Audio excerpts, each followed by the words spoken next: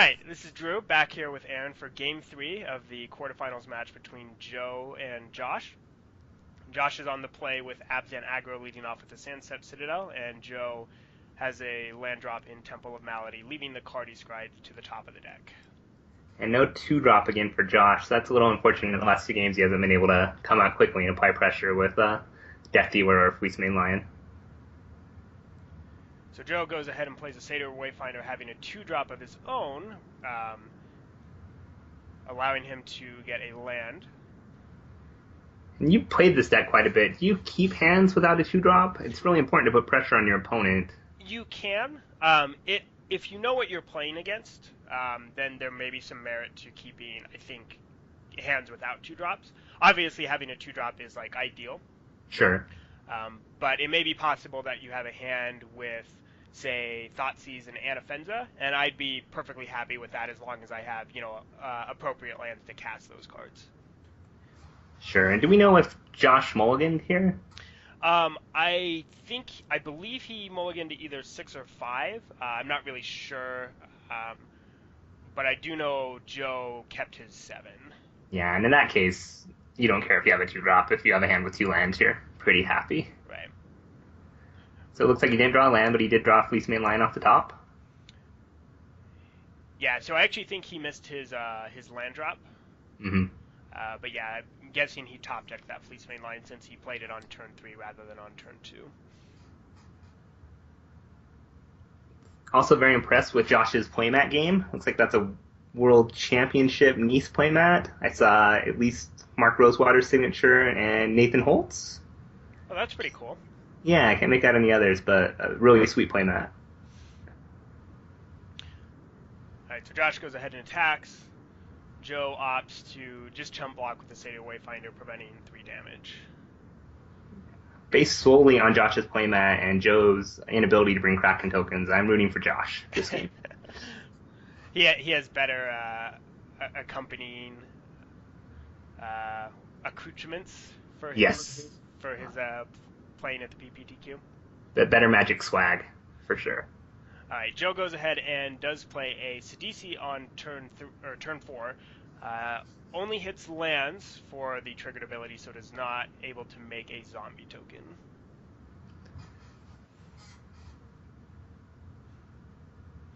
Alright, and then Josh goes ahead and answers the Sidisi with a Hero's Downfall, keeping the board clear for his Fleece Main Lion.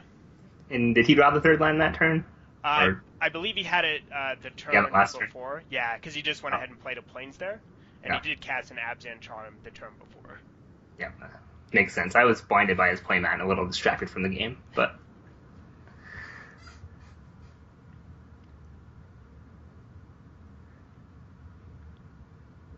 Alright, so Joe goes ahead and plays his 5th land as a Yavimaya Coast, and plays a Corsair Crew Fix. Does reveal an opulent palace, but he was unable to cast the Corsair since he needed his 2nd green, which came in the form of that land drop for that turn. Right. And also, relevantly, leaves 2 black mana up, so at least representing a Bile Blight, which makes it a little bit hard to go ahead and monstrous the Fleece Main. Right. Yeah, because I imagine if Joe had, tapped out and Josh was able to attack with his Fleece Main, threatening monstrous, it would be a lot better. Instead, Josh opts to cast a Back to Nature just to kill the Corsair Crew Fix, and then he attacks. Since he cast the Back to Nature just to kill the Corsair Crew Fix, you gotta wonder if he possibly has a 2nd Back to Nature in his hand, since he's willing to use that first one just as a removal spell for an important but not necessarily super impactful creature all the time. Right, and I think at that point, I would probably, even if I only had the one, I'd probably use it just to get the Corsair off the board. I'd want to start trying to get damage through before we get to the point where Joe can start dropping sort of haymakers in the form of Hornet Queens or other creatures. And it looks like Josh has been able to keep up the pressure, playing a second Rakshasa Death Dealer the turn before, and then this turn goes ahead and activates the Death Dealer to get in for an extra 2 points of damage. This drops Joe to 6 life, and then Josh goes ahead and follows up with a Siege Rhino, which is answered by Joe's Disdainful Stroke.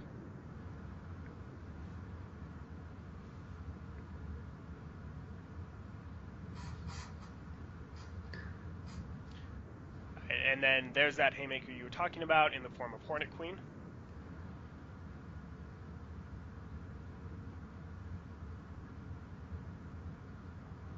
I think maybe you hold off on playing the Sage Rhino there. Just you think, well, we might have a disdainful stroke, and he's going to tap out next turn to play the Hornet Queen, so that might be the best chance to get it in. Yeah, possibly. I mean, definitely, if you're thinking of those two cards specifically, you would want to do that. One possibility is that Josh may be just trying to continue to apply pressure, thinking of cards like Hero's Downfall. Right.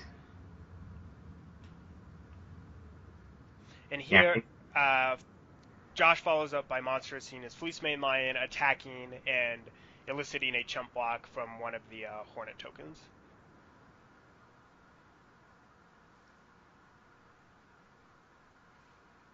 Then Joe does have the namesake of the deck with Whip of Erebos, and he goes ahead and casts that. Does he have any relevant targets in his graveyard right now? He does have a Sidisi, I believe, and a Courser are his two creatures currently in the graveyard. Alright, and then he goes ahead and just attacks with two of the Hornet tokens, putting Josh to 11 and pulling Joe back up to 8. Then he plays another Satyr Wayfinder, hoping to... At this point, I don't know if the land really matters too much, but just hoping to put some additional creatures in his graveyard for that whip.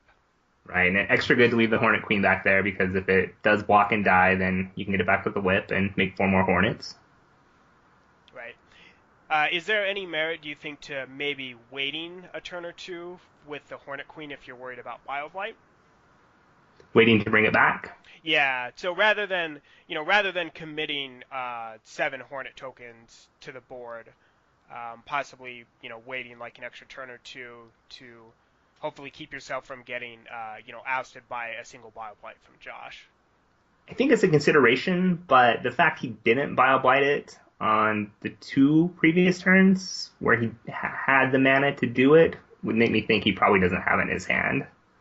So I would probably rather just get the 4 points of power out there, start attacking, hopefully kill Josh before he has a chance to draw a Bioblight, rather than try to play around one, which I'm fairly confident he doesn't have. All right, and then, like you said, since Josh went ahead and attacked with his Fleecemane Lion, Joe goes ahead and blocks with his Hornet Queen, looking to put it in his graveyard to activate for next turn to get some more Hornet tokens. Josh responds, though, before damage is dealt by playing a Back to Nature, destroying the Whip of Erebos. Hey, that was a really good play by Josh and Savvy, and he also added a Brutal Horde Chief to the board that turn. Is that right?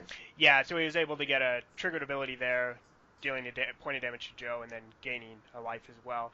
Joe does follow up with the last card in his hand as a second Whip of Erebos, activating that as well, having access to enough mana to do that, putting the Hornet Queen into play, giving him 7 Hornet tokens now, and then goes ahead and attacks with all of the creatures that don't have Summoning Sickness minus that Sylvan Caryatid.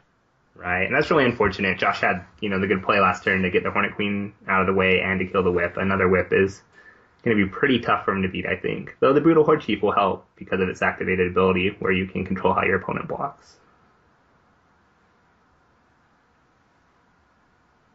I think if I'm Josh here, I probably activate the Horde Chief's ability and make all the Hornets block the Fleecemane Lion. You get a clear 4 off, and then the Fleecemane Lion won't die because it's monstrous and indestructible. Right, and then he's also able to do a decent amount of damage to Joe as well with both the triggered ability from the War Chief as well as the War Chief and the Death Dealer going through unblocked. Josh is thinking it through. Possible that maybe he has another expensive spell in his hand. Sure. Could be he maybe has like a Wingmate Rock and is debating about whether he wants to play that or not, or whether he just wants to take the chance right now where Joe doesn't have any cards in his hand to wipe out those 4 Hornets.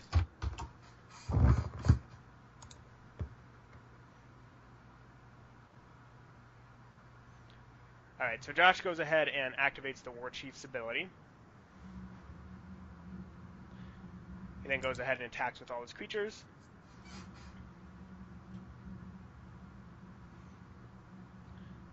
Triggers happen. Josh gains 3. Joe goes down 3. And then Josh gets to decide how all of Joe's creatures block this turn. Joe's creatures must block, and Josh decides how they block. So he does decide to go ahead and go with your play, which is putting the 4 Hornet tokens in front of the Policeman line, as well as the Caradid to, just get all the damage through, letting the Policeman line eat the 4 Hornet tokens. And I guess another consideration there is you can kill the Caradid, but Joe has so much mana, I think you'd rather just get the damage through, and you don't really mind that the Caradid is still alive. Right, and at this point, I'm sure 1/1 Death Toucher is more valuable than a Caradid. Let's see, looks like Joe went ahead and whipped and brought back Sidisi. Yep, and then Josh actually does have a 1 mana answer in the form of Murderous Cut, since he does have enough cards in his graveyard to delve to get that down to 1 black mana. So he destroys the Sidisi in the attack before the attackers are declared. Joe does still get a zombie from the come into play ability, and does get 3 points of damage in through the air, as well as gaining 3 life from the lifelink from the Whip of Erebos. And interestingly, the way Sidisi is worded is she has 2 triggered abilities. One is when she comes into play or attacks, you mill 3, and then the second trigger is when a creature goes into your graveyard from your library, you get the zombie. So I think Josh could have killed the Sidisi in response to the triggered ability happening from her coming into the whip, and possibly stop that zombie from coming into play. Right. Maybe Josh just didn't know that. Yeah, I didn't realize it for a long time. It's a little bit of a corner case. And then Joe does go ahead and play the card he drew for that turn after activating Whip, which was a Murderous Cut, destroying the Brutal War Chief, now preventing Josh from being able to control combat on his turn.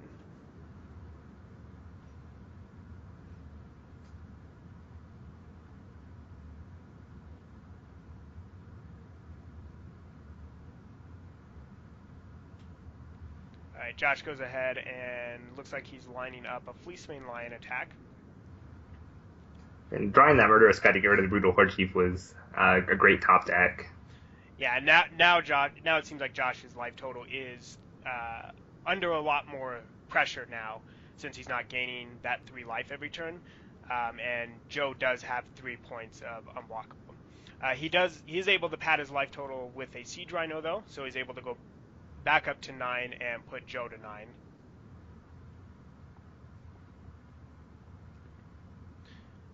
And he also plays a second Fleecemane as line as well, so he has multiple large creatures in play, while Joe has a couple Hornet tokens, a Zombie token, and a Whip of Erebos. And here, I think this is a good chance to see just kind of the power of Whip of Erebos when it's in play for several turns, because even though it seems like Joe's top decks are maybe a little bit weaker overall, he's drawing cards like Satyr Wayfinder, Whip of Erebos is allowing him to continue doing damage, gaining life, and if his creatures happen to have abilities on them, he gets those abilities most of the time too. Sure, it's just generating a ton of value now.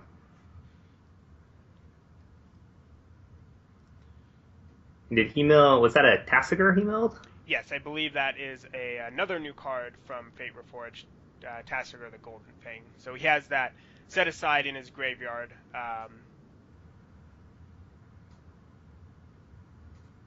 And an interesting fact about Tassiger is he has a pile of bananas in his pitcher. Oh, does he? Yes. Is he a monkey? Is that what's going on? I think he uses them to feed Sidisi's pet, who looks like a monkey, but it's unclear the flavor reasons for the banana. Alright, so Joe goes ahead and returns Sidisi, like we were talking about before, with the Whip of Erebos. He does get a zombie off of the come into play ability, but looks like he doesn't get one from the attack, missing on that. But he does get 3 points of damage in the air with the Hornet tokens, and then also gains a reasonable chunk of life, putting him back up to 15 and Josh down to 6.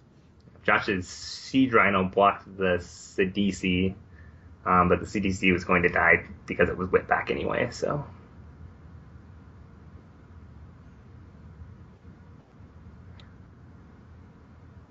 If you're Josh, what card do you want to draw right now? Drown in Sorrow. Drown in Sorrow would be great. It was actually a card I did side in when I played versus Sidisi Whip at the PPTQ, and I absolutely destroyed my opponent with it in game 3. He had a board with a couple zombie tokens, a Hornet Queen, some Hornets, some Seder Wayfinders, and I cast the Drown in Sorrow, leaving him with only a CDC, and I had many, many monsters. That's great. That's great, and it's not a card I would necessarily think about siding in. I don't know if I would side in 4, which some Abzan Aggro decks have, but probably siding in 1 or 2 is fine. Yeah. It's just like this. Yeah, I only sided in 2 because obviously it's a card you don't want to draw multiples of. But when it is good in this matchup, it's very, very good. So I think you want to draw like 1 in the game, basically. It's not like playing versus, say, an aggressive deck where you want to draw multiples, and multiples are great. You basically just want 1 for like a very powerful turn where you can wipe their board. And here, Josh went ahead and went for an all-out attack using Hero's Downfall, I believe to clear a zombie token. And then Joe, for his turn, Thoughtseize Josh, showing that all he had was a land in his hand, and then activated Whip for lethal damage.